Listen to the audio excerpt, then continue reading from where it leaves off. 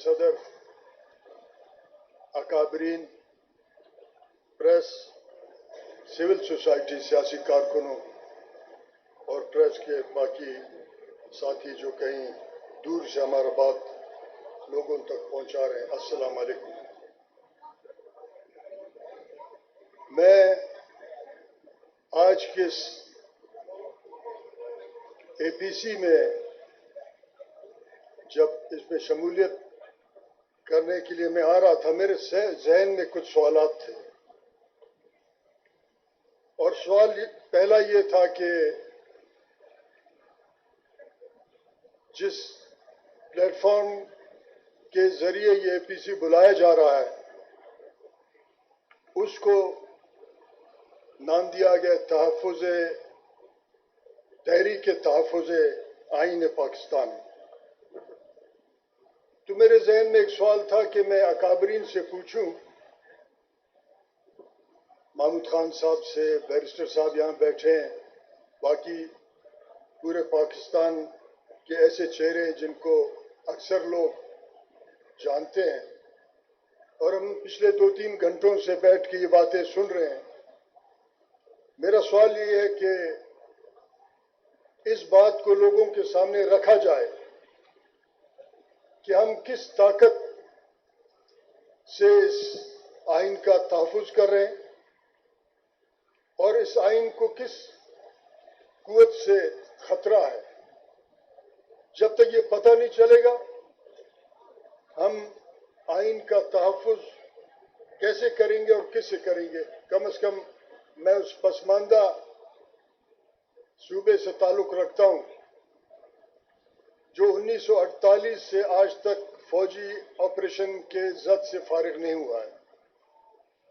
ہمیں بتایا جائے، پاکستان کے لوگوں کو یہ بتایا جائے، ان کا یہ مطالبہ ہوگا، ان کا یہ قومی اور سیاسی حق ہے کہ بتایا جائے کہ وہ کون سا قوت ہے کہ جس سے آئین کو خطرہ ہے۔ ساتھ ساتھ اگر ہم پاکستانی آئینی تاریخ میں جائیں کہ 1935 سے 1956 تک ایک گورنمنٹ آف انڈیا ایکٹ کے ساتھ اس ملک کو چلایا گیا، اس کے بعد 1956 کے کانسٹیٹیوشن کے ذریعے بھی اس ملک کو چلایا گیا۔ کانسٹیٹیوشن آف 1962 ایک ڈکٹیٹر جنرل ایوب، انہوں نے بھی اس ملک کو اپنا کانسٹیٹیوشن دی اور اس کو بھی کئی لوگوں نے قبول کی۔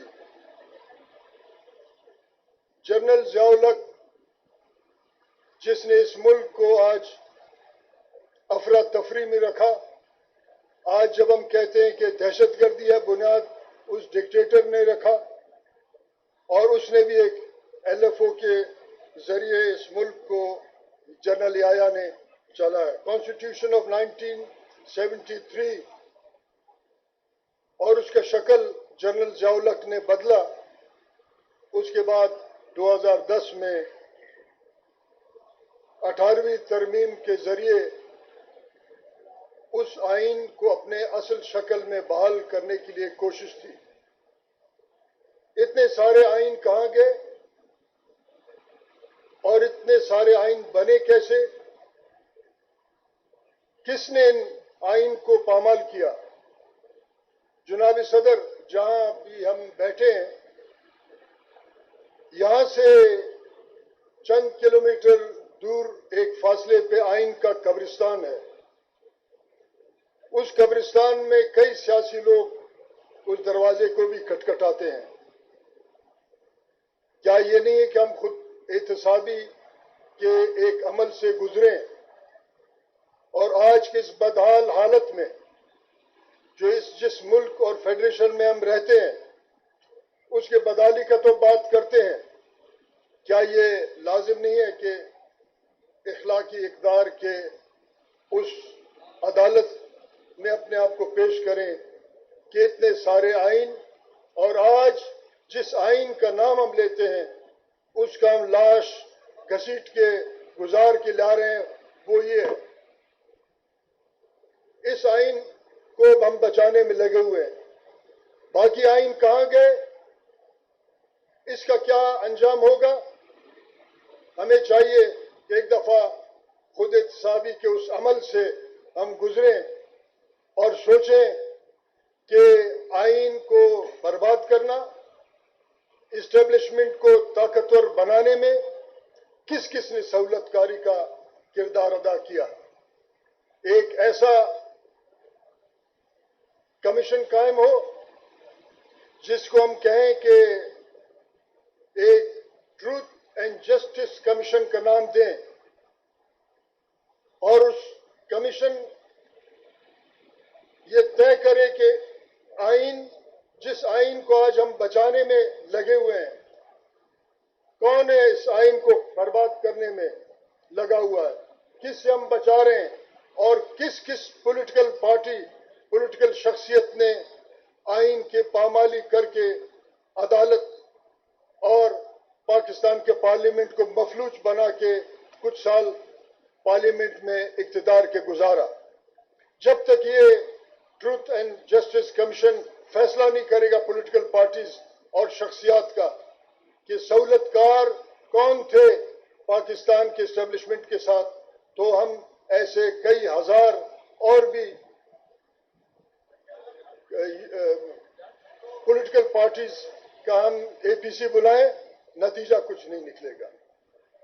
मैं उस पॉलिटिकल पार्टीज से मुतालबा करता हूं कि वो फैसला करें कि आज जिस एपीसी में हम बैठे हैं, इसके बाद इक़्तिदार में आने के बाद क्या हम फिर आइन का वो असर करेंगे जो आज हो रहा है, या फिर हम मुकम्मल तौर पे आइन के बालादस्ती के लिए अपना किरदार अदा करेंगे, या आइन बचेगा या हमारा इक़्तिदार, दोनों में से एक फैसला करना पड़ेगा।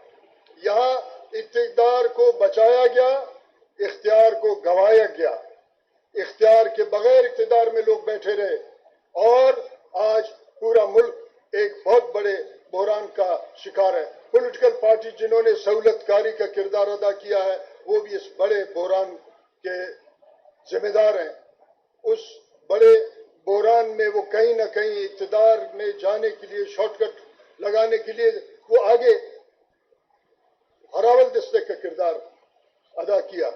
यकीनन यहाँ हम कई करारदादे भी पास करेंगे, यकीनन ऐलानात भी होंगे, मगर मैं समझता हूं कि नतीजा इसलिए नहीं निकलेगा क्योंकि पॉलिटिकल पार्टीज ने तय ये किया है कि जब इक़्तिदार में आते हैं उनका एक रवैया, जब हिज़्ब इख्तिलाफ में आते हैं दूसरा रवैया। जनाब सदर, तमाम पॉलिटिकल पार्टीज के अकाबरीन जो यहाँ बैठे हैं या जो बाहर आज सुन रहे हैं, क्या हम ये क्या फैसला करेंगे कि क्या हमने इस मुल्क को एक पार्लिमानी जमहूरी निज़ाम के तहत चलाना है या सिर्फ इक़्तिदार का रास्ता अपनाना है। जनाब सदर, ये फैसला इस आज के नशिस्त को करना पड़ेगा कि क्या हम डायलॉग इस्टेब्लिशमेंट के साथ करेंगे, ये तमाम पॉलिटिकल पार्टीज पार्लियामेंट जो डमी पार्लियामेंट है उसके जरिए बैठेंगे, या उससे बाहर बैठ के फैसला करेंगे कि क्या हमने एक पार्लिमानी जमहूरी निज़ाम जहां इस सब्ज किताब का एहतराम होगा और तमाम इदारे उसके तहत फैसला करेंगे और आगे ये मुल्क बढ़ेगा। पिछले 74 साल से हम सुनते आ रहे हैं, हम पढ़ते आ रहे हैं, हमारे पैदाइश से पहले ये सब कुछ होता आ रहा है, कभी खत्म नहीं होने वाला। इसका मतलब यह है कि पॉलिटिकल पार्टीज में भी एक हिस्से ने सहूलतकारी का किरदार अदा किया है और आज का बहरान उस तमाम सहूलतकारी का नतीजा है। जनाब, मेरा ताल्लुक बलूचिस्तान से है जो पाकिस्तान के एस्टेब्लिशमेंट का एक कॉलोनी है। वहां निजी होटलों में पार्टियां बनते हैं। वहां निजी होटलों में पार्टी बनने के बाद एस्टेब्लिशमेंट का एजेंडा पे अमल दरामद होता है। मेरा ताल्लुक उस कॉलोनी से है। कभी उसको 1 यूनिट के जरिए ایک کمشنر چلایا کرتا تھا. وہاں بتایا گیا اور آپ کے اندر خصوصاً اس صوبے کے جہاں ہم اسلام آباد یا پنجاب میں ہم بیٹھے ہیں وہاں عام ہمارے صوبے کے مسائل کو غلط اس کا تشریح کیا گیا. ہمیں اور آپ کو بتایا گیا کہ بلوچستان کے مسائل اس کے قومی حقوق نہیں ہیں بلکہ طبقاتی ہیں اور آپ کے اندر ایک نفرت سا تھا کہ بلوچ سردار ایسے ہیں بلوچ سردار ایسے ہیں. آج 3 4 5 مڈل کلاس کے وزیر اعلیٰ بیٹھے ہیں, آج بھی بیٹھا ہے. تو مسائل کو تو حل ہونا چاہیے تھا اگر طبقاتی تھا, مسائل کو ختم ہونا چاہیے تھا اگر طبقاتی تھا, مگر کیونکہ یہاں آج کل پہلے اخبارات, آج کل یوٹیوب چینلز, ISPR کے کہنے پہ ایک چھوٹے سے ایشو کو پورے بلوچستان کے اوپر ایک بہت بڑا یلغار کرتے ہیں اور بتایا جاتا ہے کہ وہاں بلوچستان کے لوگ ایسے وحشی ہیں اور یہ سارے معاملات ہیں. فیصلہ یہ کرنا پڑے گا کہ جب بھی حزب اختلاف میں لوگ آتے ہیں بلوچستان, کچھ لوگ مگرمچھ کے آنسو بہاتے ہیں ہمارے غربت پہ, کچھ لوگ ہاتھی کے آنسو بہاتے ہیں ہمارے غربت پہ, مگر جو الیکشن ہوتا ہے وہی political parties minus Balochistan establishment کے ساتھ ڈیل کرنے کے بعد اقتدار میں بیٹھے ہیں. اس کا ایک مثال یہ ہے کہ نون لیگ جب اپوزیشن میں تھا مسنگ پرسنز کے وہ کیمپ پہ گئے اور روتے رہے. آج ہمارے خواتین یہاں اسلام آباد پریس کلب کے سامنے بیٹھے ہیں, کیا کسی نے ان سے پوچھا کہ ریاست پاکستان کے کسی طاقتور نے پوچھا کہ آپ کیوں بیٹھے ہیں؟ یہ سوال پیدا ہوتا ہے کہ یہ خواتین کوئٹہ سے اسلام آباد آئے ہیں اور اگر کوئٹہ سے اسلام آباد آئے ان کے مسائل حل نہ ہو تو پھر یہ دلی جائیں, پھر آپ فوراً فتنۃ الہند کا ٹھپا لگا کے یہاں ہمارے قتل عام کریں گے. قطعاً کوئی بھی شخص بلوچستان کا ان تمام ڈرامہ بازیوں کو قبول نہیں کرتا. کوئی طبقاتی مسئلہ نہیں ہے, قومی مسئلہ ہے. ہمیں ہمارے قومی اختیار, ہمارا تاریخ اختیار دینا پڑے گا. ہمارے جتنے ایشوز ہیں اس کو ریاست پاکستان کو چاہیے کانسٹیٹیوشن کے ذریعے حل کرے. 2010 میں 18ویں ترمیم آئی, اس کا ایک وکٹم میں بھی ہوں, میں بھی اس کمیٹی میں تھا. ستارہ امتیاز مجھے جب دیا گیا میں نے انکار کیا. کیوں؟ راجہ پرویز اشرف صاحب زندہ ہیں, صبح 7 بجے ان کا فون آیا کہ آپ تو پارٹی کے آپ یہ ستارہ امتیاز قبول کریں. میں نے کہا یہ آپ اپنے سینے پہ سجائیں. جس کانسٹیٹیوشن پہ میرا دستخط ہے اس کو بدترین پامال کر رہے ہیں آپ بلوچستان میں. اس کانسٹیٹیوشن کے دھجیاں آپ اڑا رہے ہیں بلوچستان میں, تو پھر میرا کیا بنتا ہے؟ ہاں, پھر اس کے نتیجے میں یہ ہوا کہ اسٹیبلشمنٹ مسلسل ہمارے اس جمہوری عمل میں میرے اور میرے ساتھیوں کا دخل اندازی کرتا ہے. 2018 میں الیکشن جیتا. آج 6 چیف جسٹس ریٹائر ہو گئے, پتہ نہیں دنیا کے کائنات کے کس کونے میں گئے. میرا فیصلہ ابھی تک 2018 کا نہیں ہوا. کیا پولیٹیکل پارٹیز کی ذمہ داری نہیں ہوتا کہ اس کانسٹیٹیوشن کے تحت وہ یہ فیصلہ کرتے اس اسمبلی میں کہ شفاف الیکشن کا طریقہ کار کیا ہونا چاہیے؟ پوری دنیا میں شفاف الیکشن ہوتا ہے. ہمارے بیرسٹر صاحب نے تو کہا 1.5 ارب لوگوں کا ایسا الیکشن فلانا, یہ 1.5 ارب لوگ ایک باقاعدہ طور 15 لاکھ پولنگ اسٹیشن باقاعدہ طور پہ ان کے پارلیمنٹ نے ارتقائی عمل سے اپنے پارلیمانی نظام کو, اس آئین اور قانون سازی کو انہوں نے ٹھیک کیا ہے.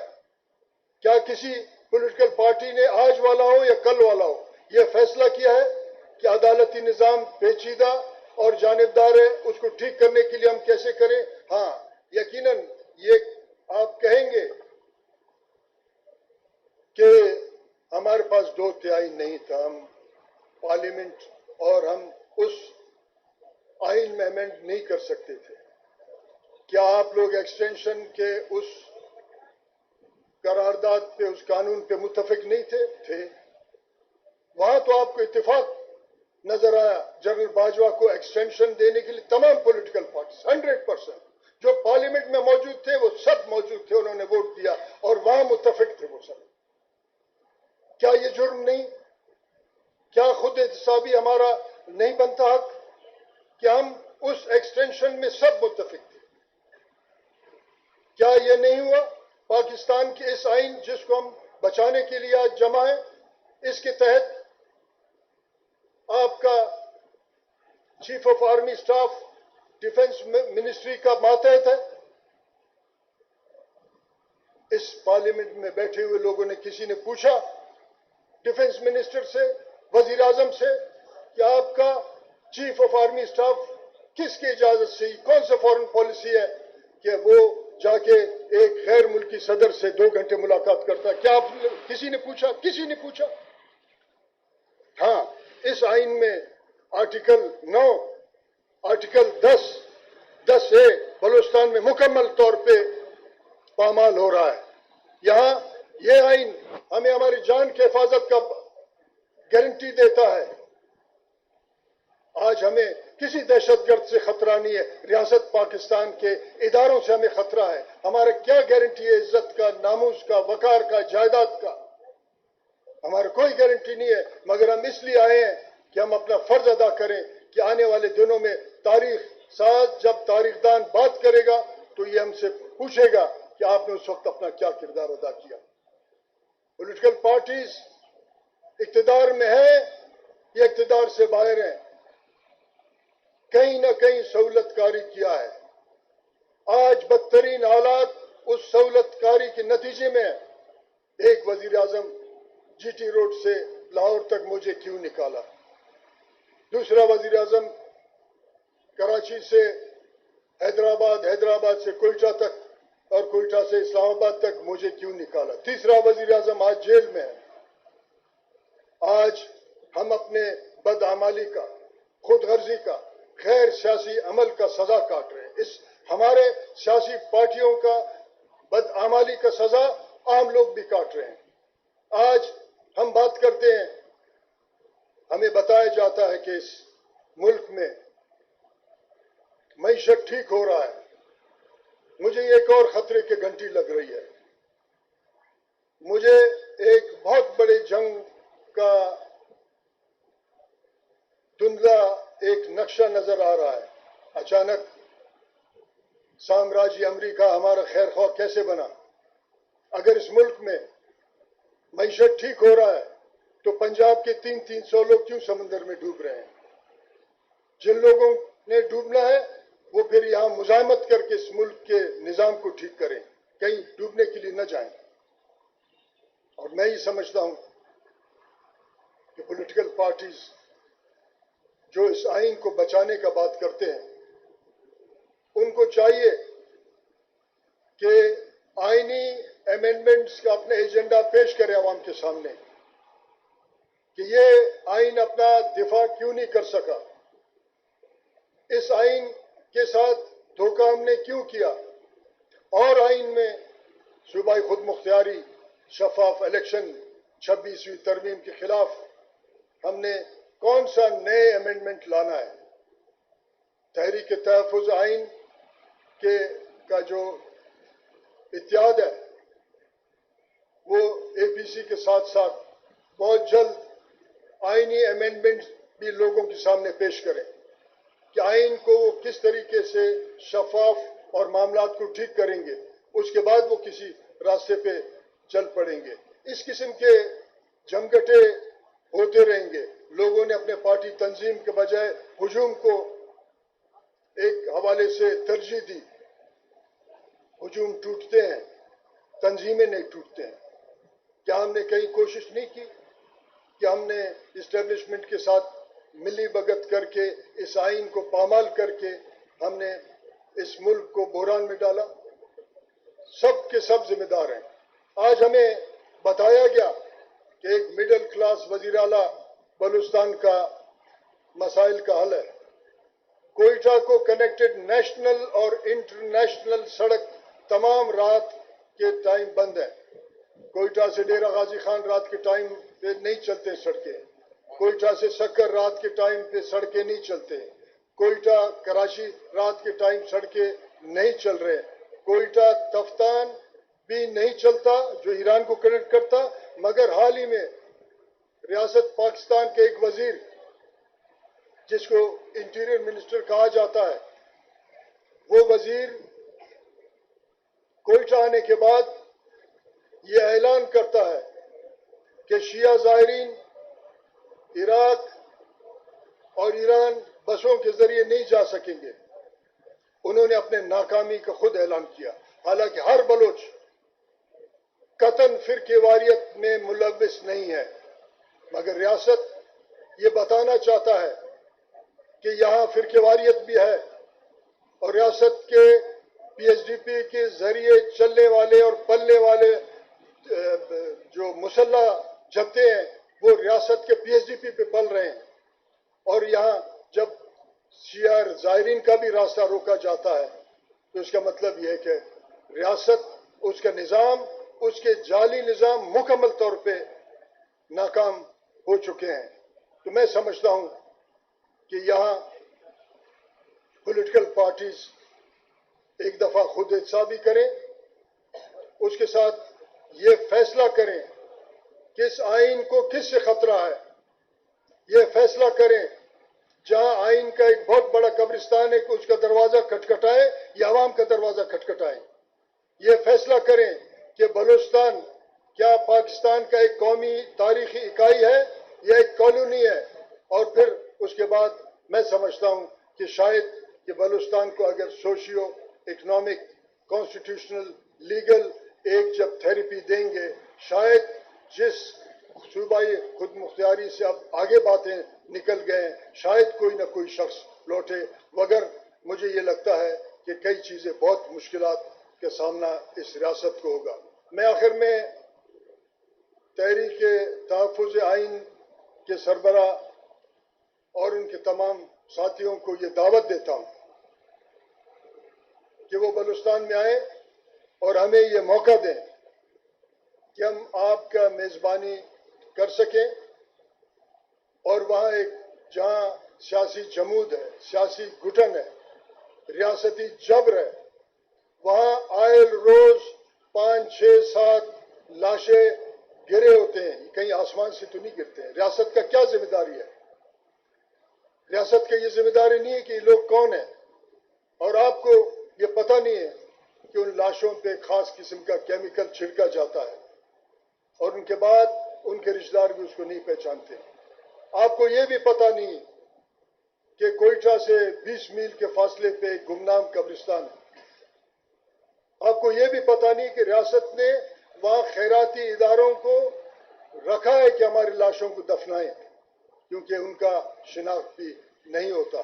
تو آپ آئیں، اگر آپ کو سنجیدگی سے بلوچستان اور ان کے لوگوں کے ساتھ ہمدردی ہے، ہم آپ کا مہمان نوازی کریں گے، اور ہم اور آپ ایک سیاسی گھٹن کو توڑنے کی کوشش کریں گے، کیونکہ ریاست نے اور اس کے ادارے اور اس بدامنی کے بینیفیشریز جو آج اقتدار میں بیٹھے ہیں، جن کو ریاست جمہوریت دشمنی میں نوازا جا رہا ہے، پی ایس ڈی پی ان کو کے دروازے کھول کے ان کو دیا گیا ہے کہ وہ جمہوریت اور جمہوری نظام کے عمل کو روکنے کے لیے اپنا کردار ادا کریں۔